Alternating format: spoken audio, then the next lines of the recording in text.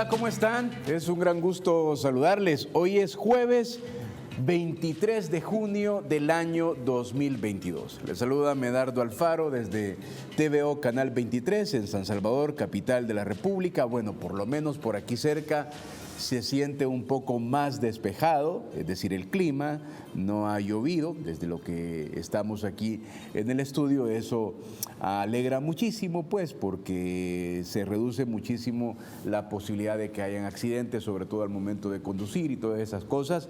Pero bueno, hay que estar pendiente, ¿no?, de lo que dicen las autoridades, sobre todo del Ministerio del Medio Ambiente, y tomar siempre las prevenciones. Quédese con nosotros, de verdad, es un gran gusto que nos acompañe. Seguimos aquí, nos encanta muchísimo que se conecte a través de todas las plataformas de esta estación televisora. Estamos en el Facebook de TVO, en el Twitter, en nuestro canal de YouTube y también, obviamente, en Televisión Nacional. Estamos a través de Canal 23 para toda la zona oriental en televisión abierta. Es decir, el otro día me preguntaron por qué decía eso. Bueno, es que Canal 23 fue el primer canal de la televisión que se instaló allí en la zona oriental en televisión abierta, que le permite llegar a los 4 departamentos de la zona oriental. Y luego en Televisión Nacional, a través del cable Tigo, Canal 23, cable Claro, Canal 24 y en Claro Satelital, Canal 93. Allí estamos para que usted tenga esta opción. Quiero agradecer a aquellos que se conectan también y me escriben a través de mis redes sociales, en Twitter, @Medardo Alfaro, y en Facebook, Medardo Antonio Alfaro. Siempre es un gusto compartir con ustedes.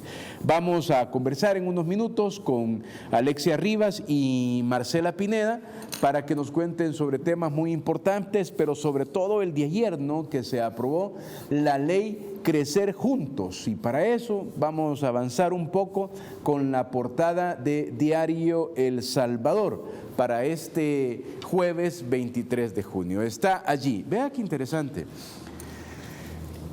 Aprueban ley Crecer Juntos. Con la normativa se busca el desarrollo integral de la niñez y de la adolescencia. Recibió 76 votos. Del PDC, Nuevas Ideas, PCN, Gana, Arena, Nuestro Tiempo y Vamos. Entonces, esta democracia está totalmente legitimada, ¿verdad? Las expresiones políticas están allí y se expresan, y cuando quieren voten y cuando no, no. Pero evidentemente que una ley vaya con 76 votos es profundamente positivo. Así es que así se aprobó. Estoy seguro que ha de haber llamado la atención del presidente esto, ¿no? Porque no ocurre. ¿Por qué solo que aquí ocurre y en otras no? ¿Eh?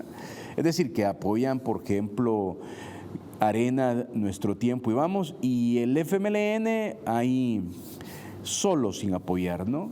En la página 8, Centro de Confinamiento del Terrorismo tendrá capacidad para 20,000 reos, que es donde se van a confinar los terroristas que están siendo capturados. En la página 27, el Ministerio de Trabajo convoca para la elección de la directiva del INSAFOR, Instituto Salvadoreño de Formación Profesional. Eso es muy, muy interesante, sobre la elección de la Junta Directiva del INSAFOR. Y abajo, usted puede ver: rescate, bomberos y socorristas trabajan para liberar al conductor de un vehículo tras la caída de un árbol en Santa Tecla. Estaba viendo también unas publicaciones del alcalde Henry Flores decir que estaba satisfecho porque la persona no sufrió ninguna gravedad, la persona que estaba dentro del vehículo. Y ahí, en una esquinita, la Lotería Nacional, a usted que juega, a 25,963 primer premio, 10,747 segundo premio y 12,962 tercer premio. Parece que el primer premio no cayó, así es que va acumulado. A usted que le gusta, ¿verdad? Ahí está la opción. Eso es básicamente lo que nos trae hoy día Diario El Salvador, que se vuelve muy, muy importante. Vayamos entonces al apoyo número 2, producción de esta mañana. Vea, los tuits de la Asamblea Legislativa. La ley Crecer Juntos está estructurada de la siguiente forma: derechos en niñez, primera infancia y adolescencia, crecimiento y desarrollo integral, derechos de protección y participación. Eso es básicamente el primer tweet, mejor dicho, que estamos compartiéndolo, ¿no? Y es encantadora esa foto de ese chiquillo allí, ¿no? Derechos en niñez, primera infancia y adolescencia, crecimiento y desarrollo integral, derechos de protección y participación. Sigamos con el siguiente tweet. Planeamiento preciso para el diseño de políticas públicas, programas y medidas, bajo el enfoque de la protección integral, crear la institucionalidad especializada en primera infancia y un ente rector del sistema, el Instituto Crecer Juntos. Es decir, se crea el Instituto Crecer Juntos, ¿verdad? Y además dice abajo, ¿no?, que es bien importante, procedimientos de juntas de protección y procesos de administración de justicia. Define claramente las atribuciones de la Junta de Protección y juzgados especializados, logrando la protección efectiva de la niñez y de la adolescencia. Esto es como muy importante y hay otro material allí, producción, si lo podemos compartir, por favor, que es muy interesante, ¿verdad?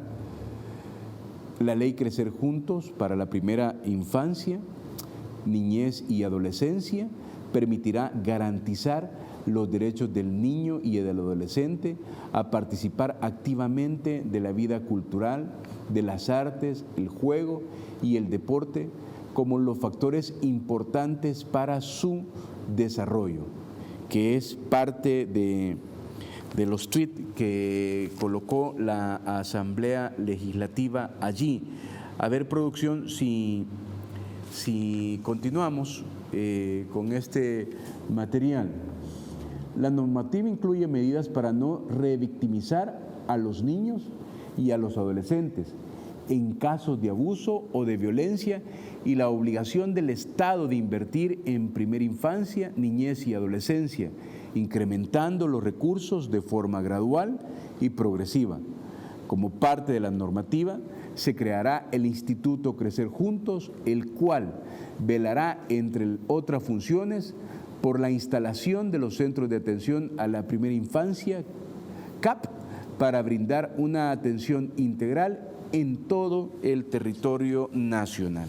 Esto es parte de lo que se aprobó. A ver, producción, si me prepara el apoyo número 10, por favor, para compartir con nuestra audiencia. Pero ¿por qué es importante la aprobación de la ley Crecer Juntos? ¿No? Porque se hace una sola institución, se crea un solo ente rector y las expectativas es que por primera vez, después de muchísimo tiempo, se puedan crear de verdad y se puedan cumplir y se puedan apoyar desde una política pública el desarrollo integral de la niñez y la adolescencia. Eso es como muy importante. Veamos este material que también es importante, y es que la Asamblea aprobó ampliar por 30 días más el régimen de excepción con el fin de continuar protegiendo al pueblo salvadoreño y ganar la guerra contra las pandillas. Veamos esto que también es muy importante y cuando vengamos vamos ya a entrar con la entrevista de nuestras invitadas de esta mañana de jueves 23 de junio.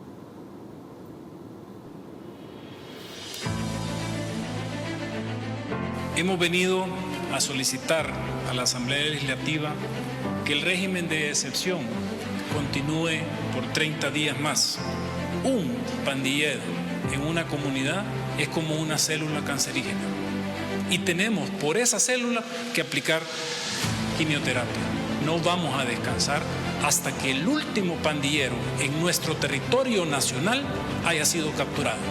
Este es el compromiso que tenemos, que nos ha ordenado el presidente Nayib Bukele y que como gabinete de seguridad, con todas nuestras fuerzas del orden, sepan que vamos a luchar.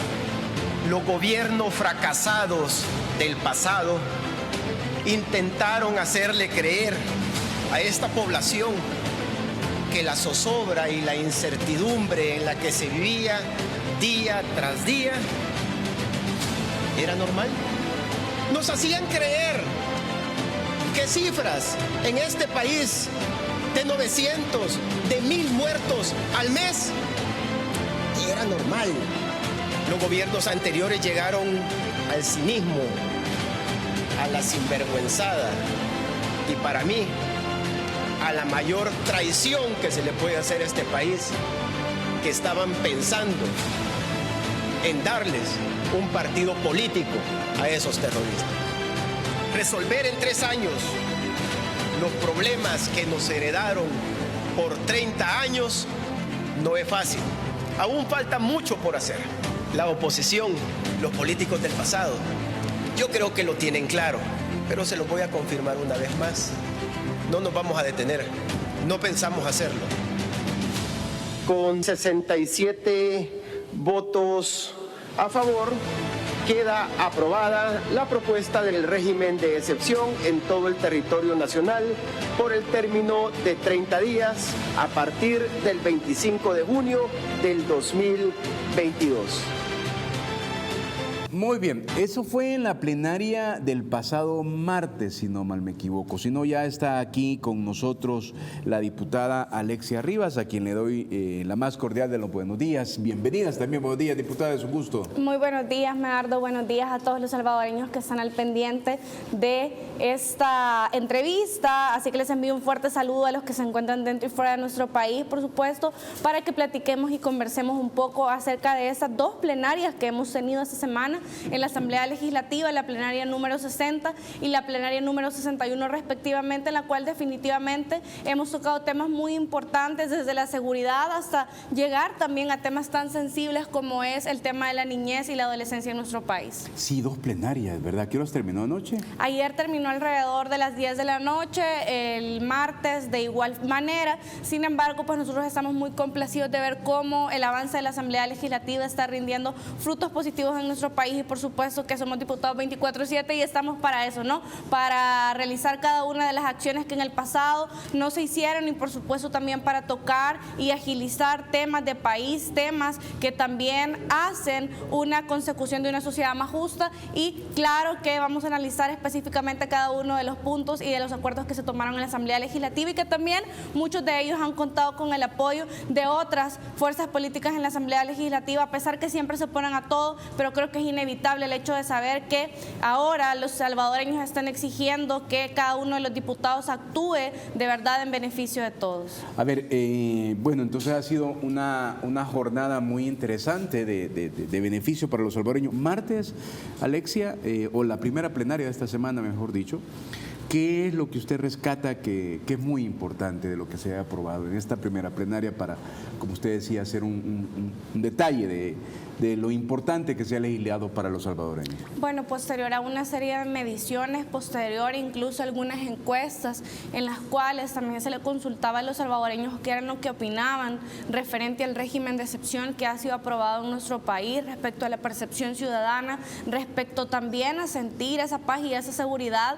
El 97% de los salvadoreños manifestaba que estaba de acuerdo con las aprobaciones de régimen de excepción que se habían establecido en la Asamblea Legislativa, pero que también estaban solicitando un nuevo régimen. Es así que en la plenaria pasada, como diputados de la nueva Asamblea Legislativa, evaluamos cada una de pues esas demandas sociales que los salvadoreños estaban exigiendo para poder nuevamente legislar y permitir que el Estado realice su trabajo, una función que fue totalmente inoperante en el pasado, esto por descuido, esto por la falta de sensibilidad, esto también por la falta de visión y sobre todo por el compromiso que los políticos anteriores tenían respecto a brindarle a los salvadoreños un derecho tan vital como es el derecho a la seguridad.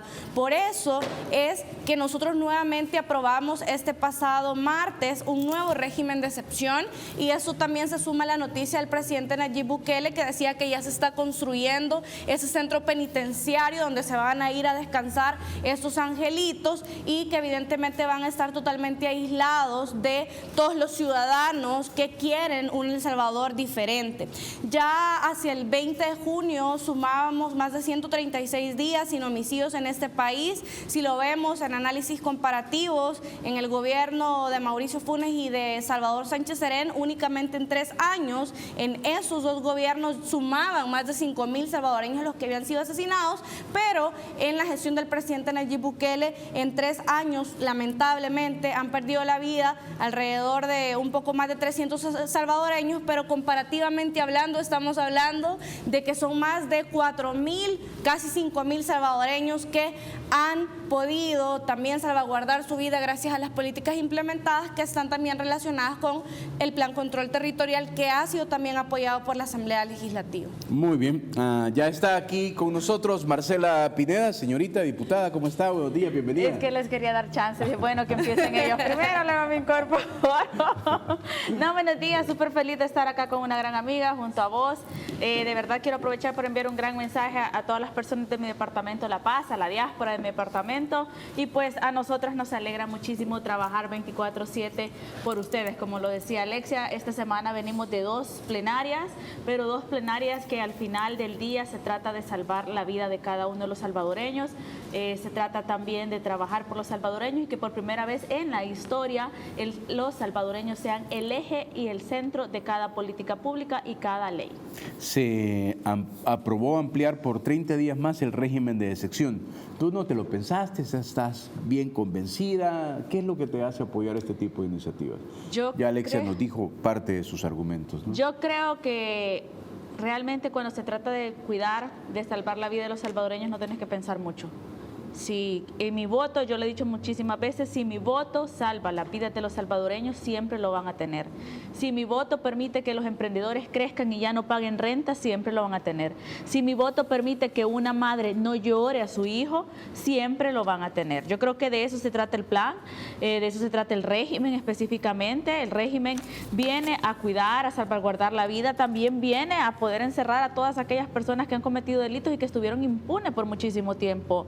Las estadísticas son bastante desgarradoras. Yo ayer lo hablaba y decía, bueno, en este país la única opción que parecía viable era ser pandillero o migrar. Esos eran los 2 caminos que le dejaban a los jóvenes, a los adolescentes, porque no había otra manera de salir adelante. Y ahora con el régimen pues se siente un ambiente seguro. De hecho, estuvimos en el Festival de Santa María Ostuma de La Piña, por ejemplo. No tenés idea la cantidad, bueno, no sé si fuiste. Si no fuiste, reprobado porque sos de La Paz, sincero, porque sos de La Paz. Sí, pero estuvo muy bonito, ¿no? Sí, no fuiste, ¿verdad? Y a ver, mal. Entonces, no tenés idea la cantidad de personas que estaban, o sea, era exagerada la cantidad de personas que estaban consumiendo, que estaban disfrutando, pasando un momento divertido, bonito. Así, a grosso modo, como unas 5.000 personas o más. Sí, o sea, no es que no podía ya ni entrar al municipio. Hubo un momento, bueno, por ejemplo, nosotros quisimos bajar a San Pedro a una actividad y ya no pudimos ni entrar ni salir. ¿Te tuviste que quedar ahí? Me tuve que, obligatoriamente. No sé qué tan obligada, ¿verdad? Porque estaba bastante bien el ambiente, pero ese tipo de cosas las permite el régimen de excepción. Sí. Las personas se sienten seguras y yo lo he dicho también, se ha incentivado muchísimo el respeto a los derechos, a la recreación, por ejemplo. Muchísimas personas ni siquiera podían ir a una cancha diferente a jugar. Muchísimas madres a las 5 de la tarde querían que todos sus hijos regresaran y eso también tiene un efecto en la salud. Cuando las personas no tienen acceso a espacios deportivos, por ejemplo, se empiezan a hacer más sedentarias y empiezan a pasar más tiempo viendo televisión, empiezan a pasar más tiempo frente a una computadora, frente a un celular, y no se les permite la convivencia con sus vecinos. Eso tiene como facturas afectaciones en la salud, se desarrollan otro tipo de enfermedades relacionadas con el estrés, enfermedades que se relacionan con gastritis, afectaciones al corazón, y eso al final viene cargando también al sistema de salud. Entonces el tema del combate de los pandilleros, el tema de seguridad, tiene holísticamente efectos muy favorecedores, no solo en materia de garantías de seguridad, sino en otros derechos, como por ejemplo el de la salud. Ok. Alexia, el presidente colgó un material muy interesante, pero a mí, además del material, me llamaba la atención que decía que entre los logros más importantes que él lograba decir, pues, que se habían obtenido estaba, por ejemplo, el sacar a El Salvador de los países más violentos del mundo. Uno, ¿verdad? Increíble ese, sacar a El Salvador de los países más violentos del mundo. 2, contar con los elementos para que la guerra contra las pandillas sea posible. Y 3, garantizar que la paz sea sostenible a largo plazo. Ustedes, como diputada, ciertamente también tienen muchísimo de satisfacción en estos logros al haber llegado con sus votos para todo este tipo de iniciativas. Yo le decía el día de ayer, Medardo, y es que realmente tuvieron que pasar 49 años para que también incluso observaciones, sugerencias que se habían hecho desde organismos internacionales hacia nuestro país fueran tomados en cuenta valientemente por un gobernante como lo es el presidente Nayib Bukele. Y para ponerlos un poco en contexto, en 1970, en el primer informe de país que el Banco Mundial dio específicamente de El Salvador, establecía 3 puntos para que El Salvador también redujera la migración y también redujera el tema de la inseguridad, que era obviamente un motivo por los cuales los salvadoreños tenían que estar saliendo de El Salvador, paralelamente relacionado con el tema del conflicto armado, y que posteriormente también desencadenó en una segunda guerra, como lo era la guerra que tenían las pandillas con los civiles en nuestro país, y que ha provocado pues tanto luto y dolor en las familias salvadoreñas. Sin embargo, en uno de esos 3 puntos, el primero era invertir en la primera infancia, que ya posteriormente seguramente vamos a hablar de ese tema, y que tuvo que llegar la primera dama Gabriela de Bukele para hablar y también desarrollar las políticas públicas relacionadas en ese tema.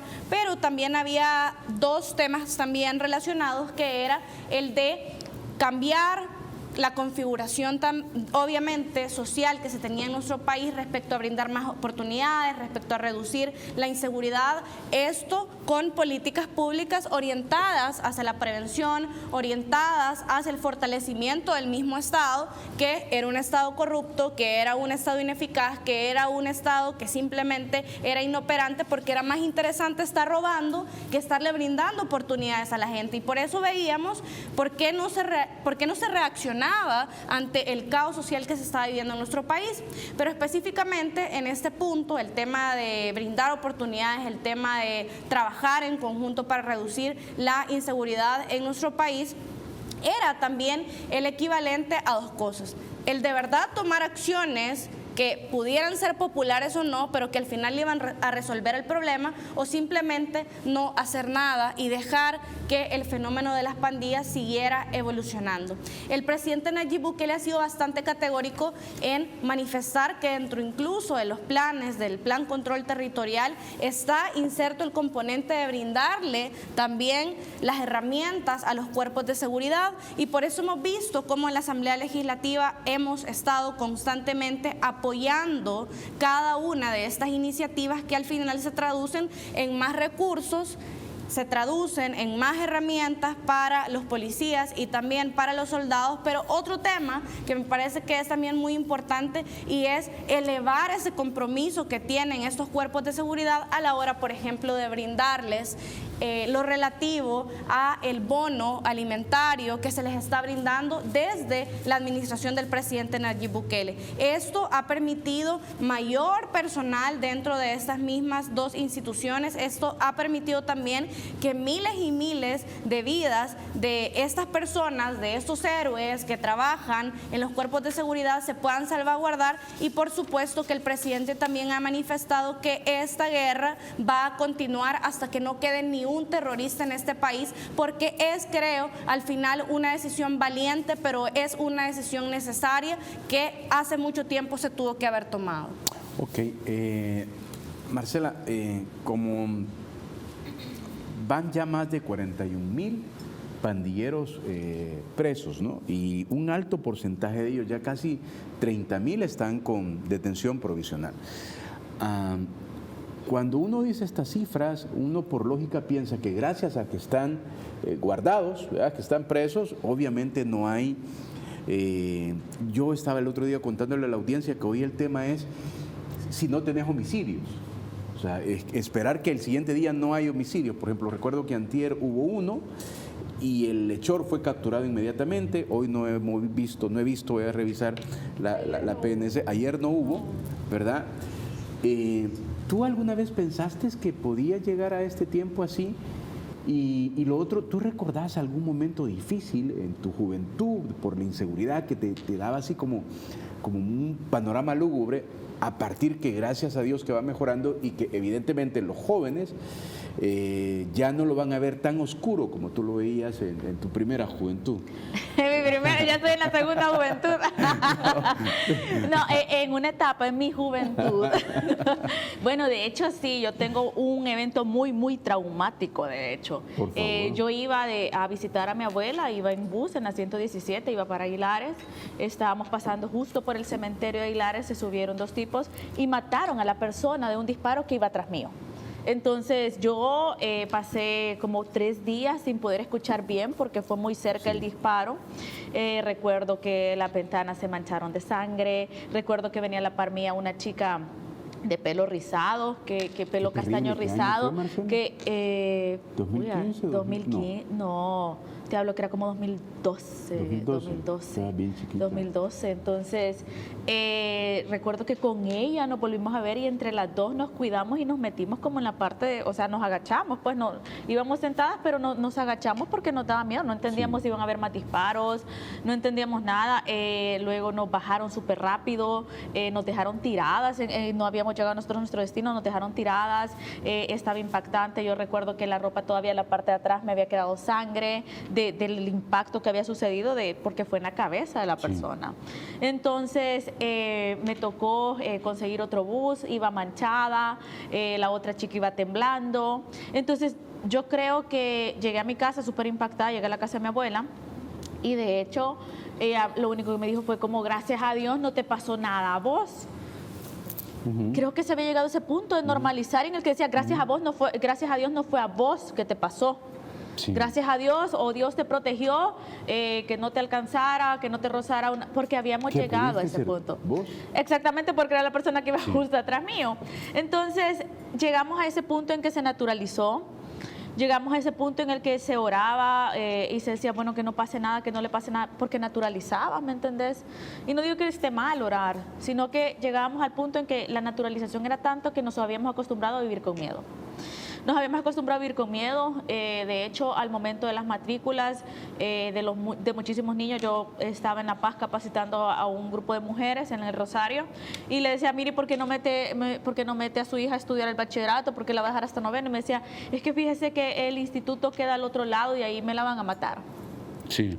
Entonces, ¿en qué momento se normalizó en El Salvador no ir a estudiar porque te podían matar? ¿En qué momento se normalizó no ir a la cancha porque te podían matar? ¿En qué momento normalizamos no ir a visitar a nuestros familiares porque nos podían matar?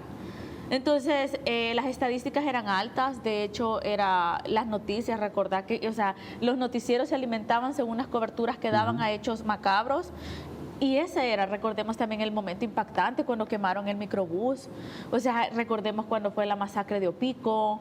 Ese tipo de cosas nos pasaron factura, ese tipo de cosas como sociedad nos pasaron factura, desintegraron muchísimas familias. La primera dama lo decía ayer, si se hubiera apostado o se hubiera creado políticas públicas claras en materia de infancia, seguramente no tuviéramos pandilleros.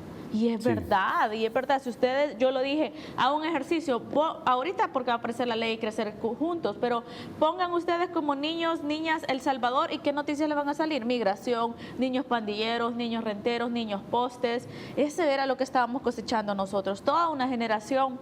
Y también recuerdo momentos en mi segunda etapa de juventud. En ese momento, por ejemplo, cuando leímos el requerimiento de Norman Quijano, que establecía que Arena sabía y avaló la masacre de Opico. Sí. Que Arena sabía y avaló la masacre de Opico. Que Arena sabía cuando le decían, miren, hoy solo vamos a matar a 2, 3.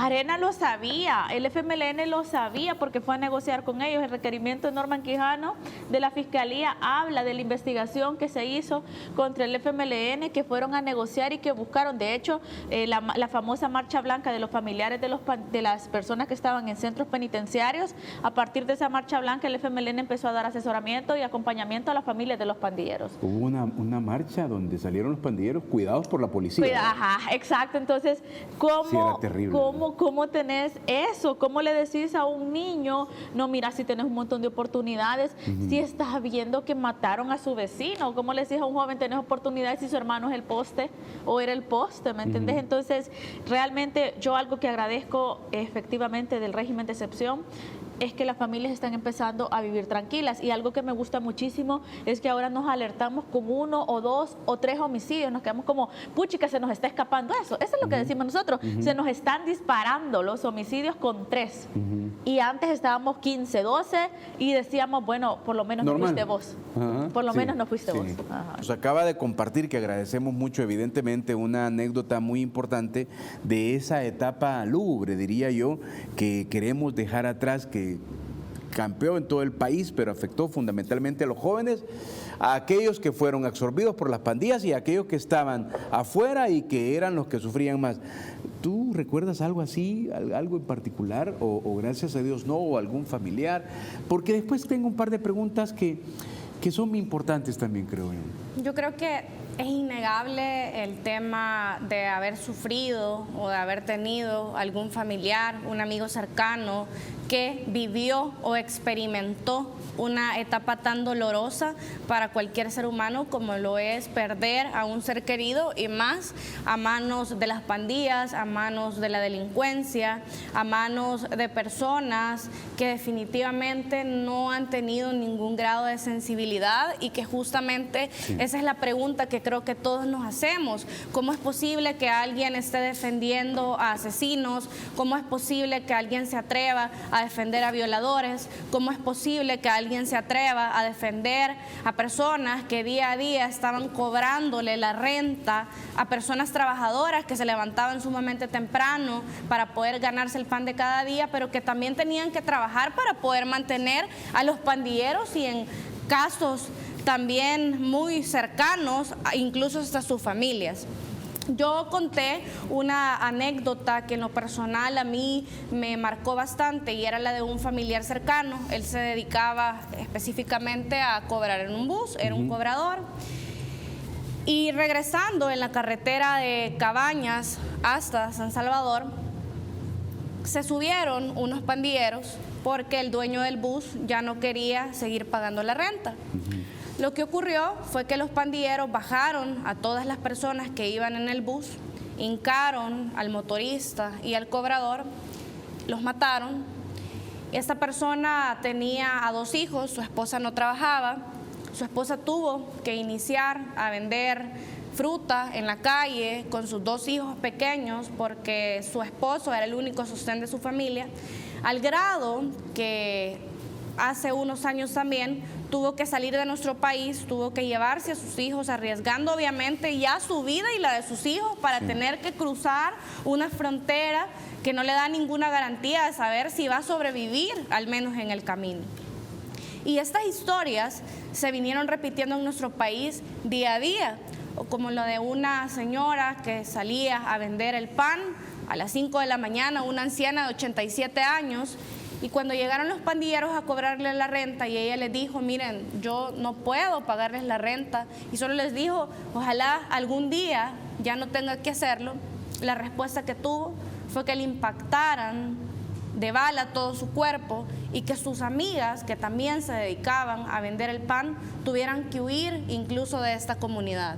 Y ahora, al llegar, estas mismas señoras decían, mire, hace 3 semanas se llevaron a los pandilleros que mataron a doña Mari por decirles, ojalá algún día me dejen de cobrar la renta. Esas son historias que día a día se han repetido en nuestro país y que cualquier persona en su sano juicio diría, esos terroristas tienen que responder ante la justicia. Pero con Marcela siempre hablamos de este tema, y era el hecho de decir cuál era el caos social que se estaba provocando en algún momento para poder recibir financiamiento interno y también internacional. ¿Cuál era el problema de momento para crear indicadores y ganar también licitaciones de consultorías donde me hacían expertos en papel, pero en la práctica la realidad de los salvadoreños seguía siendo la misma? Y si no, no nos vayamos tan lejos. Bueno, yo veo a una ONG denominada Cristosal que día a día está atacando al gobierno, que día a día, es que solo falta que lleven los habeas corpus de los pandilleros, de verdad, y que digan, mira, por favor, tienen que soltarlo porque no ha comido el coffee break, o quizás no le han dado el café con el pan dulce de las 3 de la tarde, y por eso es una violación a los derechos humanos, porque casi solo eso les hace falta hacer. Sin embargo, cuando veíamos un reporte de los estados financieros, se podía determinar que más del 70% de las donaciones que recibían era para pagar planillas y que era sumamente mínimo la cantidad de dinero que se invertía en un impacto considerable en las comunidades. O sea que digamos que la razón de la creación de la entidad era un porcentaje mínimo y el resto, más del 70%, se iba para salarios y todo eso. Y así se dio con el tema de las ONG fachadas, muchas que recibieron financiamiento estatal, 279 millones, pero hay otras que siguen recibiendo financiamiento internacional que vemos que no realizan un rol de acompañamiento del Estado. Y si no, veamos entonces por qué ahora la primera dama tuvo que impulsar una política pública de la primera infancia que ha sido inexistente en nuestro país, justamente porque utilizaban a los niños como una bandera para coaptar recursos, porque utilizaban a las mujeres como una bandera política y también como una bandera para poder lograr financiamiento, porque han utilizado el tema de los derechos humanos. Y si no, entonces veamos por qué no les interesaba cuando los terroristas violaban los derechos humanos de los salvadoreños honestos, pero están reclamando por ellos. Sí, ¿sabe por qué les preguntaba a ambas que me contaran una particularidad de esto? Porque les contaba de este material bien interesante que publicó el presidente y que ustedes como diputadas evidente han avalado todo. Y digamos que esto es lo que se ha construido. A ver si me regala este material, producción, para verlo, lo que puso el presidente. Esto es lo que se ha construido desde el Ejecutivo con el apoyo de ustedes como diputadas, que han concurrido con los votos que han sido fundamentales. Veamos el siguiente material entonces. Hoy El Salvador está muy cerca de vivir una realidad que por décadas nos fue negada: tener un país seguro. No ha sido fácil y no ha pasado de la noche a la mañana. El Plan Control Territorial ha sido vital para ganar la guerra contra las pandillas. Desde su lanzamiento, logramos la reducción sostenida de homicidios. Recuperamos el control de las cárceles. Entrenamos y graduamos a miles de nuevos elementos. Le entregamos a nuestros policías y soldados mejoras económicas, además de nuevos uniformes, vehículos y equipo. Antes, los policías y soldados asignados a tareas de seguridad eran muy pocos para enfrentarse a decenas de miles de pandilleros. No tenían salarios dignos ni el equipo necesario, y cuando capturaban terroristas, los antiguos jueces y fiscales los dejaban libres en pocos días. Cada fase del Plan Control Territorial fue diseñada para generar las condiciones que nos permitirían combatir la violencia desde la raíz. La fase 1 consistió en la preparación. Empezamos a hacer patrullajes en las zonas con más actividad delincuencial. Incorporamos más de 1.500 nuevos agentes a la Policía Nacional Civil.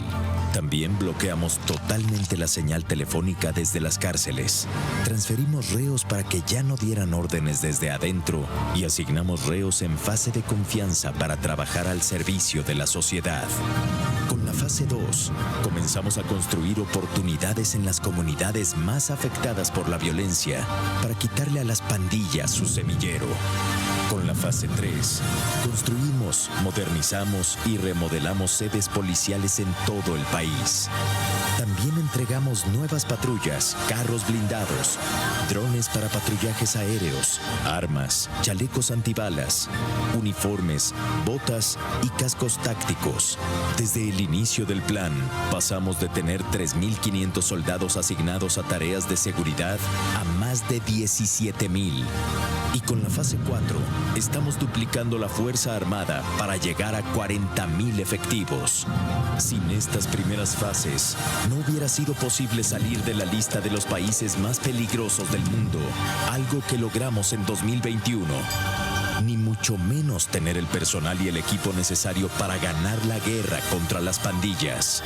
Y con las siguientes fases, haremos sostenible la seguridad a largo plazo para preservar la paz que por tantas décadas anhelamos. Aún queda trabajo por hacer, pero nadie puede negar que el Plan Control Territorial, junto a la guerra contra las pandillas, están logrando en 3 años lo que ningún gobierno logró en 3 décadas. Y seguimos. Gobierno de El Salvador. Muy bien, estoy conversando con Marcela Pineda y Alexia Rivas. Para cerrar este tema, hay muchos temas que hay que conversar con ellos. Tu conclusión de todo esto, ¿por qué fue importante aprobar el régimen de excepción? ¿Cuáles son las expectativas que tú tenés? ¿Qué le decís a los salvadoreños con todo lo que hemos conversado? Bueno, le puedo decir a los salvadoreños que me alegra muchísimo saber que ya no están pagando renta, que me alegra muchísimo saber que están saliendo de sus casas sin miedo, que sepan que tienen diputadas 24/7 trabajando por ustedes, diputadas valientes que siempre van a estar ahí dispuestas a sacar este país adelante y sobre todo que así se saca adelante una economía. De hecho, hay estadísticas en la PNC que el 70% de los delitos económicos, es decir, denuncias por renta, ha disminuido. ¿Y eso qué significa? Emprendedores creciendo, emprendedores generando empleo, emprendedores convirtiéndose en empresarios. Y pues sepan y tengan la garantía que nosotros vamos a aprobar la cantidad de regímenes que sean necesarios hasta ganar esta guerra. El presidente lo dijo, estamos a un paso y nosotros no vamos a retroceder. Alexia, sobre este tema para cerrar, lo que es muy importante también. Bueno, yo creo que en esos días hemos estado viendo cómo los salvadoreños han podido estar disfrutando hasta altas horas de la noche en lugares de esparcimiento, cómo los salvadoreños han abortado incluso los últimos conciertos que han habido en nuestro país, sin temor, sin miedo. No pudimos ir lastimosamente, pero de verdad que nos alegra poder estar viendo este nuevo sentimiento ciudadano de tener paz, de estar saliendo tranquilamente. Bueno, en el Parque Cuscatlán hasta las 12 de la noche se han habilitado los espacios. Los salvadoreños han estado yendo al centro histórico. También en el Bicentenario hasta las 12 de la noche los salvadoreños han podido llegar a tener momentos de convivencia con su familia y creo que esto es parte de un nuevo clima que se está viviendo en nuestro país. Es por supuesto también tener a las puertas la construcción de una sociedad que no va a normalizar cualquier hecho de delincuencia que se pueda dar en nuestro país, ver que emprendedores, como ya lo decía Marcela, ver que vendedores pueden ingresar a las colonias sin miedo, a saber que ya no van a ser desaparecidos, saber que las mamás pueden estar enviando a sus hijos a las escuelas sin miedo, de saber si esos niños van a regresar o no, es razón suficiente para seguir aprobando los regímenes de excepción que sean necesarios para que este país de una vez y por todas cambie y sobre todo que le ganemos la guerra a las pandillas. Muy bien. Ayer también, ¿no? Se aprobó la ley Crecer Juntos. Dime tu primera introducción. ¿Qué es esa ley? ¿Cómo debemos de ver a los salvadoreños? Bueno, la primera dama lo dijo, ella lo ha publicado constantemente en las redes sociales de la Secretaría de Comunicaciones.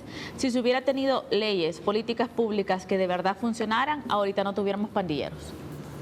El Estado dio un total abandono a las familias salvadoreñas y ante el espacio y la ausencia del Estado aparecieron 2 mecanismos que afectaron al Salvador. Las ONGs que le robaron el dinero al gobierno con los actos de corrupción, alegando ustedes no hacen eso, nosotros sí lo hacemos, y el espacio para las pandillas. El Estado ni esta ONG de fachada hace eso, pues vénganse y yo te doy la seguridad, yo te doy el acompañamiento. Y es que al final, bueno, muchísimos pandilleros cuando han dado declaraciones dicen es que es contra mi familia. Ellos se consideran una familia, los pandilleros se consideran una familia porque precisamente esa separación, ese tejido social, ese desprendimiento provocado por la ausencia del Estado. Imaginémonos una familia, mamá, papá, 2 hijos.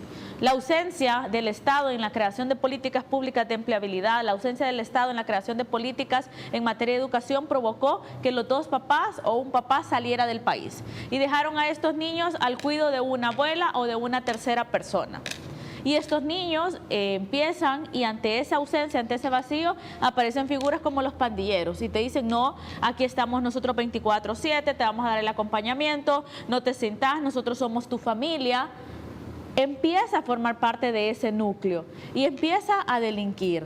Entonces, la ausencia del Estado en trabajar por los salvadoreños es que nos pasó factura, y por eso teníamos la gran cantidad de pandilleros. La ley Crecer Juntos es una ley del futuro, es una ley innovadora, tiene cosas súper importantes. Por ejemplo, por primera vez se tiene el concepto de qué es primera infancia, que es desde los 0 hasta los 8 años. Eso hay que aclararlo. La ley tiene como base la Constitución, y la Constitución reconoce la vida desde el momento de la concepción. Lo segundo que tiene esta ley súper innovador son los CAPIs, que son los centros de atención de primera infancia. Venimos de unos decretos que establecían las salas cunas, que eran inoperantes, porque hasta el momento de la concepción en la que se creían las salas cunas era bajo la misma logística de las guarderías, y ya se sabe que las guarderías, pues hasta su mismo concepto era guardar un niño prácticamente. Entonces ahora con los CAPIs se tiene un mayor avance. También el tema de poder garantizar los derechos de los niños con discapacidad. Hasta antes de la llegada del presidente Nayib Bukele, el Ministerio de Educación ni siquiera sabía cuántos niños con discapacidad habían en nivel educativo. Ahora tenemos un presidente que incluso manda y les entrega tablets y computadoras según sus necesidades para garantizar su desarrollo y para garantizar una igualdad de oportunidades. Entonces vemos todo ese tipo de cosas innovadoras. También estamos hablando de atención a la salud de niños que tienen VIH-Sida. El sistema de salud de los gobiernos del FMLN era incapaz de atender a los niños con VIH-Sida. Ahora la ley le garantiza que no van a tener discriminación, que van a tener acceso a la salud, y que es obligación del Estado poder brindar la salud. También otra cosa importante es que reconoce y da obligatoriedad a que el Estado invierta en políticas públicas para la niñez y adolescencia. Es que tú acabas de tocar algo bien importante que me lo recordaste, estoy seguro que lo recordó los televidentes, y es que esa estigmatización con los niños con VIH, ¿no? De hecho, crearon un centro solo para guardarlos ahí. Entonces todo el mundo se expresaba de manera peyorativa, que ahí están estos niños, ¿verdad? Terrible. Sí. Era la visión que había. Esta ley cambia totalmente. Exacto, eso. Y si no, también recordar, por ejemplo, en Zacatecoluca, que el gran esfuerzo que hizo el padre de tener ese centro de atención a los niños, precisamente que tenían VIH-Sida, y la discriminación que sufrían, porque también recordemos la gran estigmatización de decir como, uy, qué miedo, o sea, no había una atención completa a todos estos niños, imagínate, o sea, les estabas cortando oportunidades y les estabas cortando su derecho a la salud. Ahora con la ley Crecer Juntos, pues todo ese tipo de barreras se tratan de superar, porque precisamente el país tiene que avanzar, y el país tiene que avanzar con igualdad de oportunidades. Alexia. Bueno, yo decía que el día de ayer habíamos aprobado una ley que ha sido trabajada desde hace más de un año por una mujer salvadoreña que conoce la realidad de nuestra niñez y que también tiene una visión sumamente importante respecto a cambiar el presente y el futuro de nuestro país de una vez y para siempre, apoyada por supuesto por el presidente Nayib Bukele, que tiene como prioridad también el bienestar de la familia salvadoreña. Marcela lo decía muy bien, esta es una ley que reconoce también los derechos de los niños incluso antes de haber nacido. Esto también está regulado en la Constitución y es un sistema ordenado que también está relacionado con la ley Nacer con Cariño, que ahora está permitiendo ese vínculo entre la madre, entre sus hijos e hijas, pero también con los padres, porque son responsabilidades compartidas, porque a pesar de que ya sabemos que los padres tienen deberes, también tienen derechos. Y creo que promover también el rol fundamental de la familia es muy importante para rescatar los valores que nuestra sociedad había perdido, para rescatar los valores de involucramiento y sobre todo de tener un sistema de protección integral. Y justamente eso es lo que viene a legarnos esta nueva ley. Además de crear nuevas instituciones, porque se van a fusionar el ISNA y el CONNA, porque tradicionalmente habían tenido dualidad de funciones, de roles, y que también realizaban un tipo de implementación que no era la adecuada y que ha sido también demostrado a través de estudios, ahora se va a tener mediante un consejo que también va a estar supervisado por el Instituto Crecer Juntos, que ha sido creado y va a ser creado a través de esta nueva ley y que permite la articulación y el esfuerzo de las diferentes instituciones del Estado. Estamos hablando que ahora por primera vez también se va a incorporar a la Fiscalía General de la República, vamos a tener la representación de la Procuraduría, para la defensa de la Procuraduría General de la República, vamos a tener a las juntas que tienen todo el tema de la protección de la niñez, vamos a tener al Ministerio de Educación, vamos a tener al Ministerio de Salud y puedo seguir enumerando todas las instituciones públicas que van a converger dentro de estos lineamientos que van a ser impulsados bajo esta sombría que anteriormente acabo de estar mencionando. Pero lo más importante, creo, es poder tener ese rol de educación, de calidez y de humanismo hacia nuestros niños, porque no solamente se trata de educar a los niños, porque no solamente se trata de brindarles un derecho, se trata de hacerlo también con calidad y que ahora las instituciones públicas también puedan ser un eje prioritario. Creo que es mucho de lo que las madres habían estado esperando. Yo no soy madre, pero en algún futuro espero serlo y creo que esa inoperancia de los gobiernos anteriores a muchos en algún momento le hizo pensar dos veces respecto incluso a si querían tener un hijo, porque a mí en lo personal me daba miedo escuchar las historias urbanas de los hospitales públicos, de que desde la entrada hasta casi la salida estabas recibiendo una atención pésima, de que si tú no tenías dinero, entonces no podías tener a tu pareja en el momento de estar teniendo la labor de parto, y eso también era una discriminación que el mismo Estado estaba propiciando. Esa era una discriminación que teníamos en nuestro país y que a partir de esta ley ahora vamos a tener todo un sistema de protección, pero específicamente también alguien me hacía ayer la pregunta que si se iba a contemplar, por ejemplo, artículos especiales para los padres que usaban a los niños en las marchas, así como Arena y el FMLN lo han estado haciendo, y la respuesta es sí, no se van a poder estar utilizando a los niños en ningún tipo de actividades que no estén relacionadas con la cultura y la educación. Muy bien, a ver si me regala producción el apoyo número 2, por favor, de esta mañana. Para mí también creo que es importante la aprobación de esta ley, además de comunicador y ciudadano.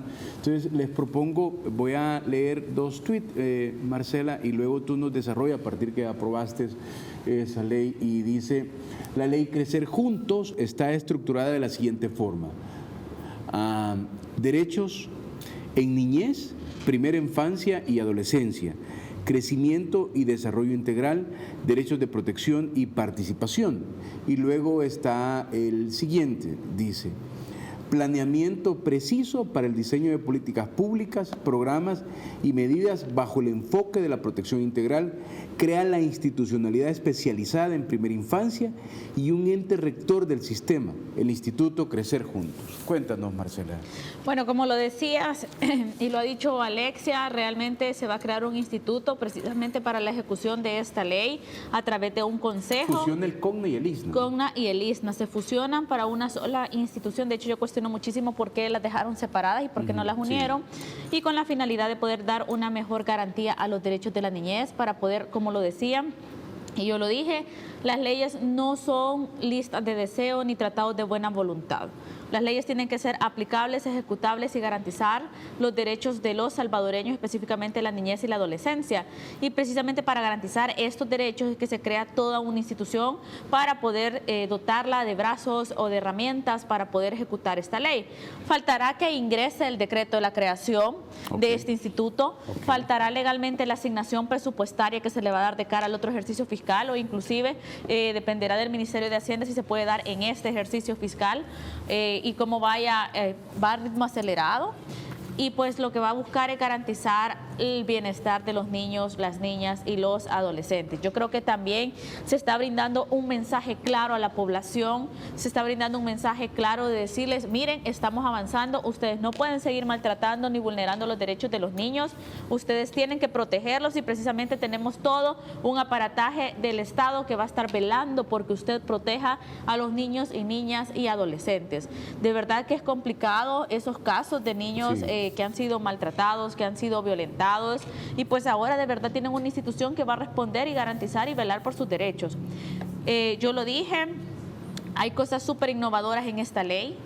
Hay temas, como lo decía Alexia, el concepto de primera infancia, desde los 0 hasta los 8 años, inclusive también el número único de identidad que va a tener el bebé cuando nazca, que precisamente cuando cumple los 18 años el número se va a convertir en su número de DUI. Y la gente va a decir, ¿pero qué significa eso, Marcelo? ¿Por qué hay que darles un número a los niños? Porque precisamente el Estado quiere saber en qué condiciones están esos bebés para darles el seguimiento. Este documento nos va a permitir también, con el tema de los expedientes digitales del seguro y de las unidades de salud, saber si este niño recibió sus vacunas, saber si este niño está en desnutrición. Esto nos va a permitir también el sistema educativo saber si este niño está inscrito en los centros escolares. Esto nos va a permitir una serie de políticas públicas alimentadas con certeza. La certeza de saber qué tipo de población están haciendo, cuántos niños, cuántas niñas, cuántos niños o niñas con discapacidad, hay niños o niñas con VIH-Sida, porque precisamente cuando tenés el mapa claro de la población, entonces venís y decís, bueno, de repente hay que implementar políticas públicas en este tipo, de repente hay que asignar más presupuesto al Ministerio de Salud para que pueda atender a esta gran cantidad de niños que están haciendo y precisamente nos permite tener todo un mapa que da garantías a los derechos de los niños y las niñas. Si tienes un niño identificado y sabes sus necesidades y sabes que el Estado tiene que actuar, pues vas a tener un Estado que responda. Precisamente por eso es importante avanzar, progresar y garantizar los derechos. Muy bien, a ver si me ayuda con el 4 y el 5, producción, por favor, para que también Alexia nos pueda comentar de esto que sigue siendo muy importante. Dice, para la primera infancia, niñez y adolescencia, permitirá garantizar los derechos del niño y el adolescente a participar activamente de la vida cultural, de las artes, el juego y el deporte como factores importantes para su desarrollo. Y el otro que estaba allí era, producción, la normativa incluye medidas para no revictimizar a los niños y adolescentes. Qué interesante esto, ¿no? Lo que estábamos hablando, en casos de abuso o violencia y la obligación del Estado de invertir en primera infancia, niñez y adolescencia, incrementando los recursos de forma gradual y progresiva. Alexia. Bueno, la importancia de poder tener esos centros de atención a primera infancia es precisamente porque se va a dotar a los niños de todos esos componentes integrales, no únicamente en materia educativa, sino también en materia social, en materia cultural, en materia deportiva y que también prevengan cualquier tipo de abusos. El poder tener una institucionalidad robusta, el poder tener instituciones que claramente delimiten cuáles son sus funciones y cuál va a ser también el trabajo articulado es, por supuesto, fundamental para poder tener la consecución de esos objetivos que al final se plantean en las leyes. Porque si de verdad vamos a tener un cuerpo normativo extenso, significa que también vamos a tener que dar resultados diferentes para poder cambiar la perspectiva en la cual también se han visibilizado los temas de la primera infancia. El tema de recibir una atención en salud, que es un derecho fundamental desde el instante de que una mujer sabe que está embarazada, para poder garantizar esos mismos derechos. Ya Marcela lo mencionaba muy bien también anteriormente, el tema de brindarle también el derecho a la lactancia, que es un derecho sí de la madre, pero prioritariamente es un derecho de los niños. Sabemos que en muchas instituciones se inobservó incluso una misma ley que ya había estado pues estableciendo cuál iba a ser este marco regulatorio. Sin embargo, tampoco había había un compromiso por brindarle los recursos financieros a las instituciones para que realmente hicieran su trabajo. Es que no solo se trataba de generar leyes muy bonitas, leyes que nos dijeran que el país iba a cambiar, pero a la hora de priorizar cuál iba a ser la inversión, prefiriese darse dinero a ONG fachadas o robarse los recursos públicos y no estarlo dando a instituciones como educación o a instituciones como salud o a instituciones como seguridad, que están dentro de los 3 principales componentes que en los presupuestos anteriores también se han aprobado desde la Asamblea Legislativa. Pero también me parece que es muy importante mencionar otro tema que es importante rescatarlo, relacionado incluso al tema de la revictimización o de evitar cualquier tipo de abuso, y es lo relacionado al trabajo infantil. Hemos visto cómo de manera también bastante recurrente se han inobservado leyes que establecen cuáles son los criterios que se deben de cumplir para que un menor de 14 años o de 16 años, en el caso de los trabajos domésticos, puedan realizar algún tipo de trabajo. Y la ley era bastante clara, estableciendo que solo cuando se debe de garantizar la supervivencia personal o familiar, entonces debería permitirse que un niño realice un trabajo infantil. De hecho, la misma Sala de lo Constitucional declaró un artículo de la Lepina como inconstitucional. ¿Y por qué ocurría eso? Porque se hacían leyes que eran inconsultas, porque se hacían leyes que no tenían esa articulación, y por eso es que en esta ley, y el día de ayer veíamos cómo llegaron representantes de la Fiscalía, de la Corte Suprema de Justicia, del Ministerio de Salud, del Ministerio de Seguridad, del Ministerio de Educación, personas que también se han involucrado, incluso organismos internacionales y ONGs que han estado paralelamente trabajando y que han brindado un producto tan eficiente y un producto de verdad tan importante para nuestro país. Producción de este que le mandé, donde nos están sintonizando y que de verdad nos conmueve muchísimo, porque es muy importante, ¿no? De hecho, agradecemos a todos aquellos que están a través de todas las plataformas de TVO Canal 23, estamos en el Twitter, en el Facebook, en nuestro canal de YouTube y en Televisión Nacional. Sigo conversando con Marcela Pineda y Alexia Riva. Yo creo que ustedes lo hacen también, ¿verdad? Pero yo, digamos que hoy me desayuno leyendo Diario El Salvador, ¿verdad? Y a ver si me ayuda. Mire esto, qué interesante. A ver. Gracias, producción. A ver, yo siempre ayúdanos a combatir la evasión de impuestos. Si tienes conocimiento o sospecha de un caso de evasión de impuestos, comunícate a la Unidad de Defensoría del Contribuyente a través de los siguientes canales: 2244-3571, y ahí está el correo defensor@mh.gov.sb. Tu denuncia es confidencial. Yo estoy seguro que ustedes lo van a compartir, y también nuestra audiencia. Esto era imposible antes, ¿eh? Es decir, era como una cosa intocable, porque tú estabas diciendo, Marcela, que hay que buscar el presupuesto, y el ministro de Hacienda, siempre que lo quieren cuestionar, ¿saben cuánto llevamos recuperado de impuestos? Más de 500 millones de dólares. 500 millones de dólares, es decir. Entonces creo que es importante también, porque antes, en los gobiernos anteriores, decían que no se podían hacer políticas públicas como esta porque había que aumentar el IVA. Era lo único que decían, aumentar el IVA, ¿lo recuerdan? Y el presidente y el ministro siempre lo han dejado claro que no es esa. La idea es que paguen más, ¿no? Creo que es importante este tipo de mensajes, Marcela. Sí, de hecho, preferían crear nuevos impuestos para los salvadoreños. Recordemos el CES, por ejemplo, que era para temas de violencia y del cual que pagamos 10 centavos más por cada recarga telefónica que hacían los salvadoreños, en lugar de debatir o en lugar de combatir la evasión y la elusión fiscal. Yo quiero hacerle un llamado a todos los salvadoreños. Evasión puede suceder, por ejemplo, cuando usted va a la gasolinera y no le entregan su factura. Y usted dice, y Alexia lo decía, a veces nosotros mismos decimos, no, se va a tardar, ya voy rápido. Ahora los procesos están sistematizados. Creo que nosotros recordamos quizás cuando las facturas eran a mano y se tardaban un poquito más, pero ahora las gasolineras tienen sistematizados ciertos procesos. Entonces yo quiero invitar a todos los salvadoreños que cuando adquieran un servicio, ya sea gasolina o cualquier otro servicio, siempre pidan su factura.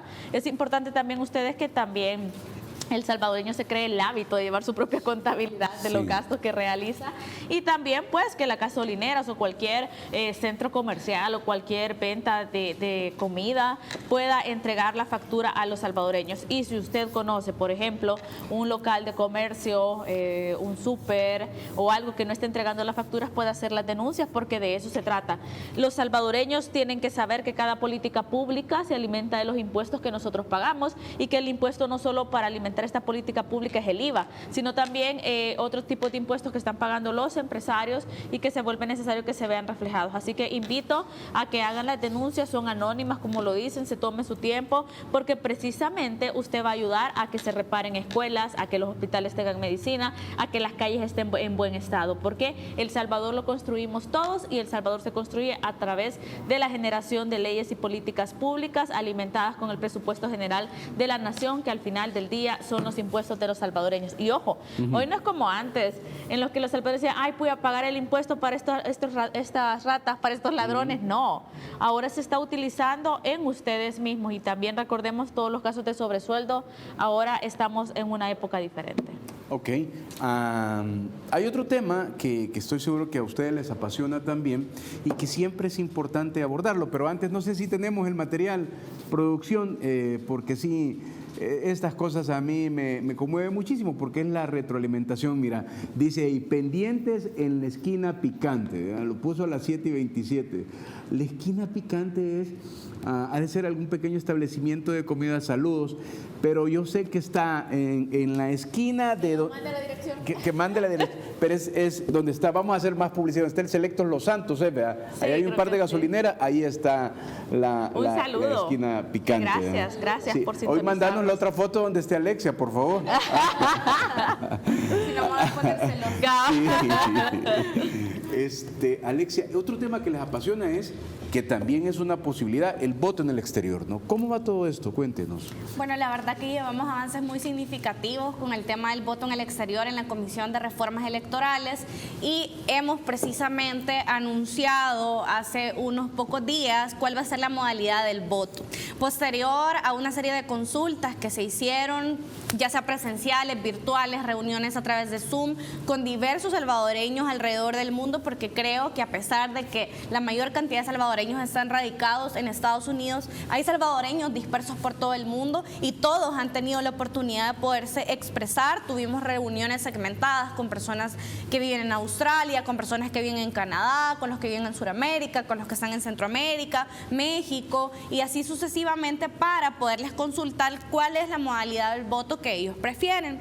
Más del 99% de salvadoreños han dicho que tienen intenciones claras de poder votar en los próximos comicios electorales, y eso de por sí ya es una ganancia, sí. Porque sabíamos cómo los salvadoreños que se fueron por diversas circunstancias, pero principalmente por la falta de oportunidades de nuestro país, tuvieron muchas épocas en las cuales no estaban interesados en la toma de decisiones de nuestro país, y mucho menos en estar participando en elecciones. Fue gracias al presidente Nayib Bukele que nuevamente se les encendió esa llama del deber ciudadano, y que muchos incluso pagaron sus boletos, sus hoteles, dejaron de trabajar algunos días para poder venir a votar en las elecciones presidenciales y también en las elecciones legislativas que se dieron hace ya pues más de un año. Ahora, más de ese 80% de salvadoreños que está dentro de ese universo del 100% de personas que fueron también encuestadas, al menos los que participaron, decían: nosotros queremos votar de una manera electrónica o de una manera electrónica presencial. Sin embargo, la mayoría se inclinaba por el voto electrónico, y yo siempre lo dije, esto no es una decisión de los diputados, esto no es una decisión de los diputados que estamos en la Comisión de Reformas Electorales. Debemos de respetar las decisiones que los salvadoreños han estado expresando, porque justamente esa es la razón por la cual hemos estado haciendo las consultas, sino qué sentido tendría no estar tomando en cuenta las opiniones y estar realizando obviamente cada uno de los conversatorios que se estuvo haciendo. En ese sentido es que ya anunciamos que la modalidad va a ser electrónica virtual, es decir, el tribunal en su momento tendrá también que iniciar cada uno de los estudios para determinar cuáles van a ser los dispositivos que se van a utilizar, cuáles van a ser, por ejemplo, los mecanismos de control y de seguridad que al final van a depender evidentemente del Tribunal Supremo Electoral, pero que deberán de respetarse y también de cumplir todo lo que se establezca en la ley para permitir que la mayor cantidad de salvadoreños pueda votar en las próximas elecciones. Lo van a poder hacer con DUI vigente y no vigente. Eso es lo que también va a permitir que más salvadoreños puedan expresarse y por supuesto también el hecho de poder postularse a cargos de elección popular, porque la ley, así como habilita la participación del voto activo, también lo hace a través de los mecanismos de voto pasivo. ¿Tú estás satisfecho con esto de la votación por el voto en el exterior? Sí, de hecho yo quiero resaltar que en pleno 2022 las mujeres de la diáspora no estaban votando. Se llenaban de discursos, y que yo siempre lo he dicho, los discursos abundaron, las acciones faltaron, se llenaron de discursos, pero la realidad es que decían, sí, hemos avanzado en los derechos de las mujeres pueden participar, pero las mujeres de la diáspora no estaban votando. Los hombres de la diáspora no estaban votando, la juventud de la diáspora no estaba votando, ellos estaban aislados. Habían sido expulsados del país y después de ser expulsados del país ni siquiera tenían derecho a la identidad porque los consulados ni siquiera emitían DUIs como tenía que ser. No tenían sus documentos o su arraigo en El Salvador. Por ejemplo, tramitar una partida de nacimiento para ellos era como traémela, apostillámela, qué complicado era. Y ahora hemos aprobado reformas súper importantes como la que se aprobó en las plenarias pasadas del RNPN, que inclusive los salvadoreños que se encuentran en el exterior van a poder solicitar sus partidas de nacimiento en cualquier estado a través de los consulados y las oficinas del RNPN que se encuentren. Ahora los salvadoreños ya no es como en aquella época en la que decían, bueno, mandame la partida de nacimiento, quién viene para acá, apostillámela, o todo ese tipo de documentos, y eso es un gran avance.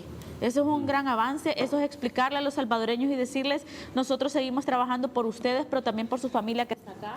Como lo decía Alexia, viene a facilitar de una gran manera el voto electrónico, viene a facilitar y también es un gran paso para El Salvador. Es un gran paso, es perderle el miedo. De hecho, hay que señalar algo súper importante, para los gobiernos de Arena y el FMLN, los salvadoreños no estaban listos para nada de tecnología.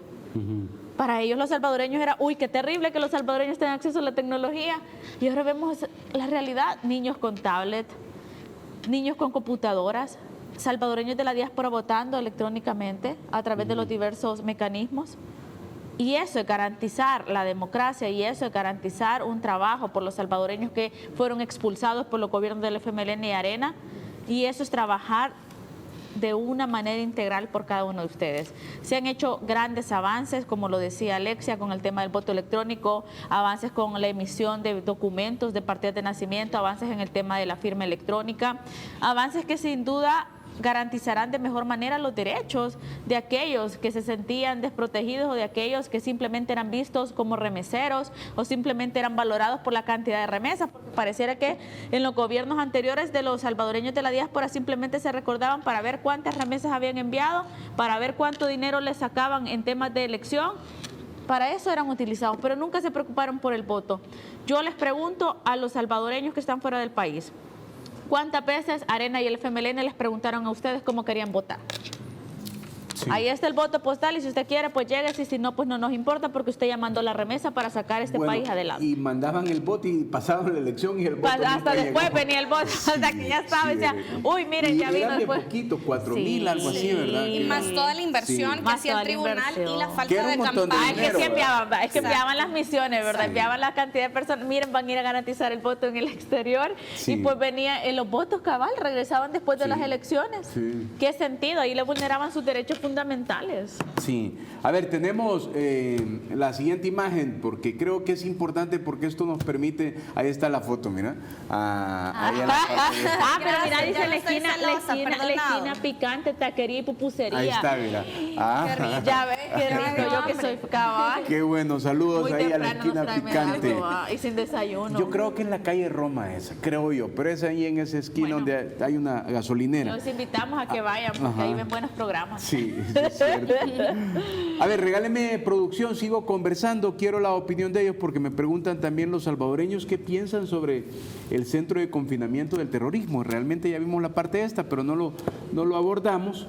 Pero además quiero el apoyo número 12, producción, porque creo que también esto es muy importante, y luego la opinión de ellos, que en la primera etapa estuvimos viendo el término de seguridad, pero hoy en la noche, no sé si anoche, aprobaron y dice: ratificamos un refuerzo presupuestario al Ministerio de Obras Públicas para que elabore la primera etapa del Aeropuerto del Pacífico, con que impulsaremos el turismo, la conectividad y la generación de empleos. Yo cuando leo esto, jóvenes diputadas, me acuerdo de dos frases del presidente: raspemos cacerola para conseguir dinero. Y lo otro es a obras públicas. Antes esta era una licitación internacional, un montón de pistas y todo ese montón de cosas. Y hoy es al Ministerio de Obras Públicas, al ministro Romeo Rodríguez ahí que anda 24/7, muy importante, ¿no, Alexia? Esto, es decir, también pienso, que hay países pequeños que tienen una gran cantidad de turismo y a nosotros nos enclaustramos que no podíamos aspirar a ser eje internacional. Y la construcción del Aeropuerto del Pacífico permite soñar eso.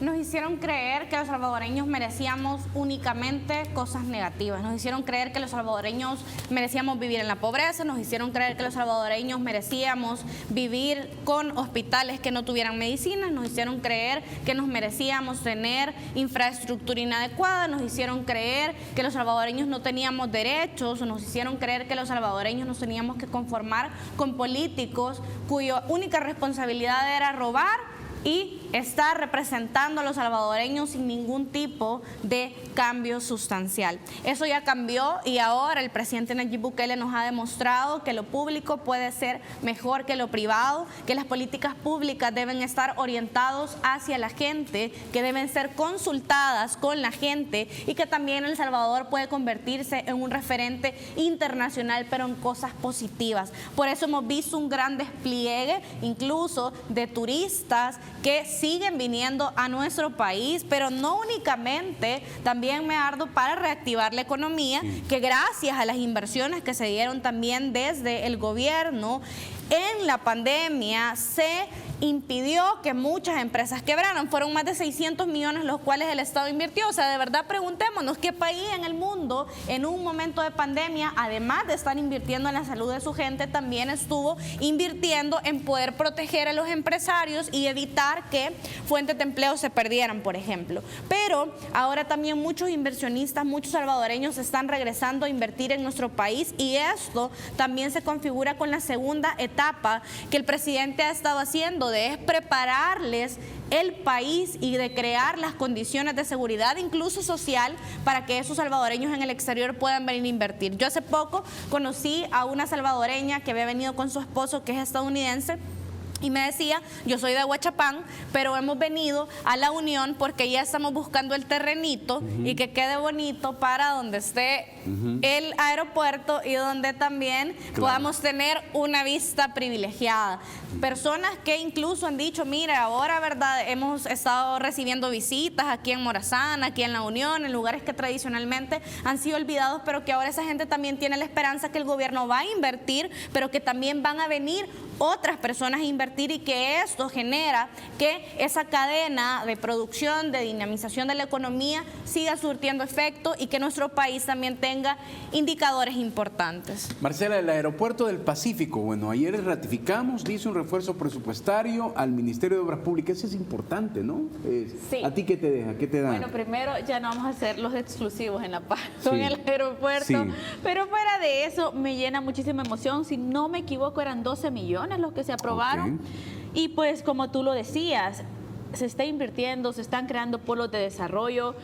Creo que El Salvador está avanzando. Qué bonito se siente saber que El Salvador no es conocido solo por las pandillas. El Salvador está empezando a cambiar su historia y su rumbo. Creo que antes cuando le preguntaban: ¿y de dónde sos? Ah, del Salvador. Y la gente o no lo conocía y te decía El Salvador, o te decía: ah, donde los mareros. Esta era la respuesta que tenés. Ahora le decís con total orgullo: ah, del Salvador, a donde Bukele, te dicen. Sí, esa es la respuesta. Sí, y nos llena muchísima emoción porque un aeropuerto no solo es un polo de turismo, sino también un polo de desarrollo económico local. Nosotros lo vivimos en La Paz.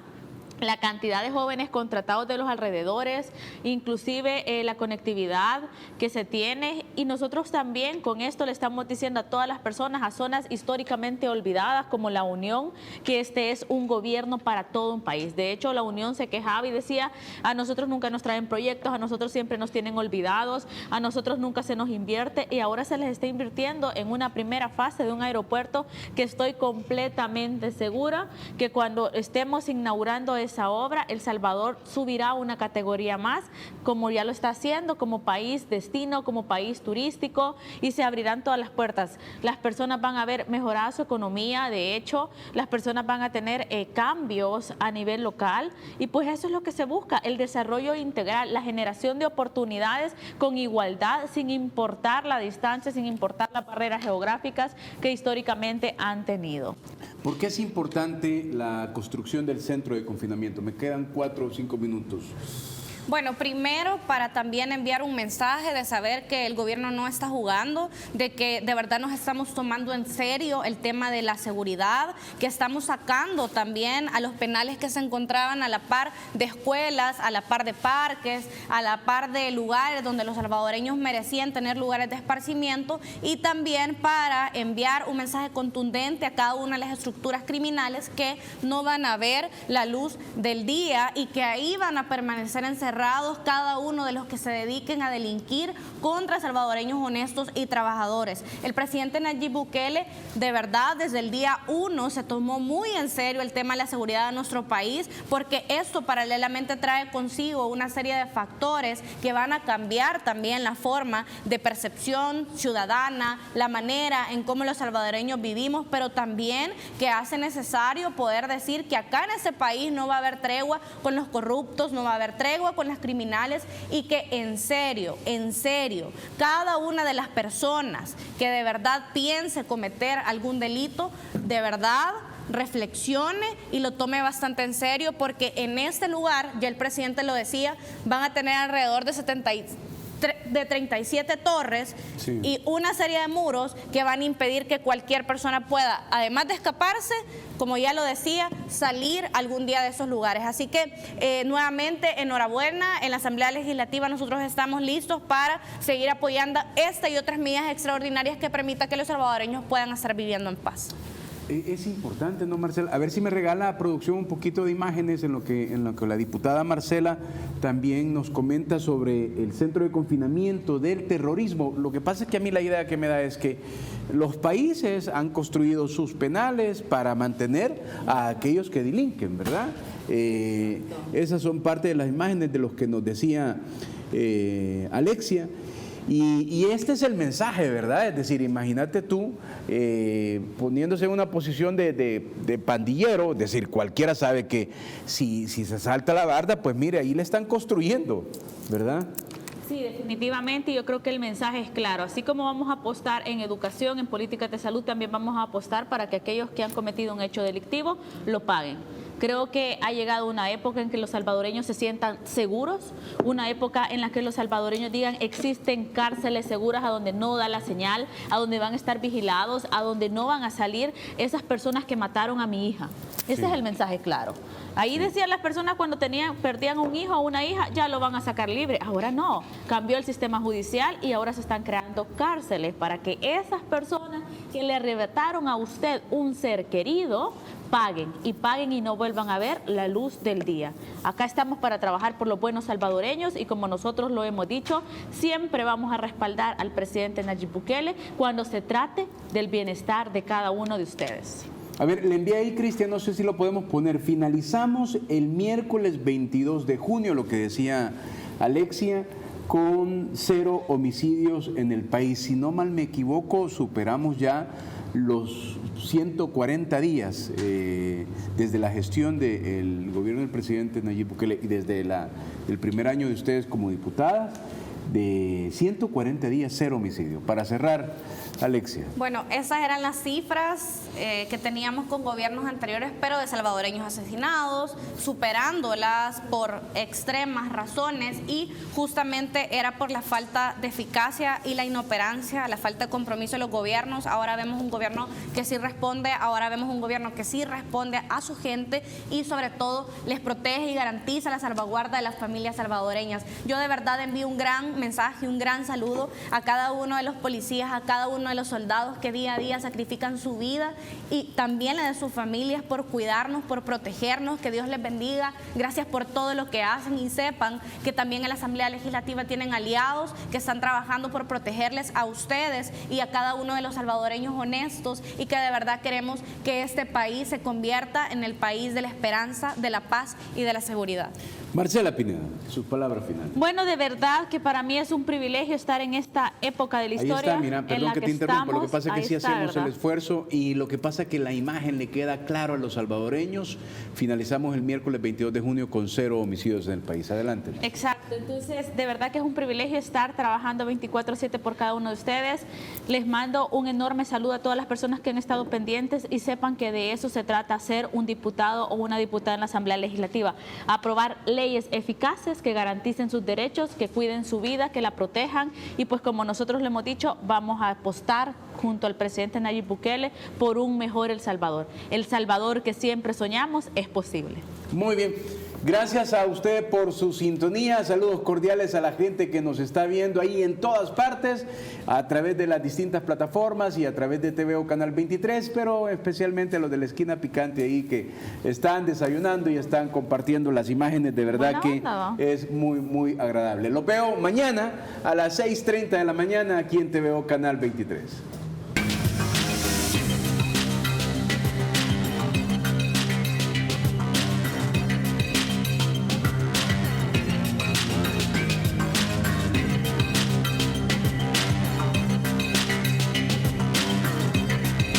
Los conceptos vertidos en este programa son responsabilidad de quien los emitió.